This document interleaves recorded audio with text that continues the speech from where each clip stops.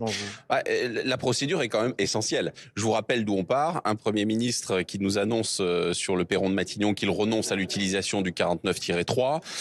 Il serait paradoxal que l'on finisse par le recours aux ordonnances, même si nous l'avons toujours imaginé, parce qu'on voit bien la difficulté. Je rappelle, un député qui vote la première partie du budget à l'Assemblée nationale, ça ne laisse que peu de place finalement à un consensus et à une adhésion à un projet de budget. Donc le recours aux ordonnances, il a pour moi un écueil majeur. C'est l'incapacité finalement d'enrichir le texte originel Exactement. qui serait repris dans On repart du projet de l'ordonnance. loi initial. Voilà. Si on Et si on donc a les ordonnances. travaux parlementaires, là où on voulait laisser la part belle à l'Assemblée nationale et au Sénat, on se retrouverait finalement à la case départ. Donc, est-ce que vous appelez l'exécutif à avoir recours au 49.3 en termes de méthode, c'est ça qu'il doit faire aujourd'hui? On l'a C'est ce que dit, vous un proposez depuis plusieurs 49.3 semaines. éclairé qui reprendrait quand même les mesures, notamment que nous avons votées ici même au Sénat, de réduction de la dépense publique, de limiter tant que faire se peut le recours à plus de fiscalité, et puis la capacité aussi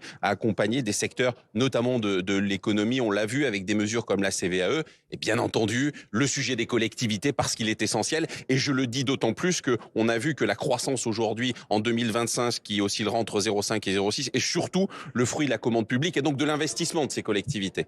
Est-ce que l'on peut parler d'échec de la méthode Lecornu? Il a voulu donner davantage la main au Parlement. Aujourd'hui, on est à mi-janvier, toujours pas d'accord, et une impasse budgétaire. Comment est-ce que vous qualifieriez cette méthode? Non, mais je crois qu'il faut être pragmatique. Je crois qu'aujourd'hui, il faut qu'on arrive à avancer. La France a besoin d'un budget, mais d'un budget utile. Moi, c'est tout ce qui m'intéresse. Je veux qu'on soit pragmatique, je veux qu'on avance, et je veux surtout que le message que nous avons souhaité délivrer ici au Sénat, d'une France qui a besoin, encore une fois, que l'on soit vigilant pour faire des économies, parce que nos concitoyens nous disent qu'il y a une forme de ras-le-bol fiscal, et je pense que la nécessité, c'est véritablement que le gouvernement entende notamment la voix du Sénat.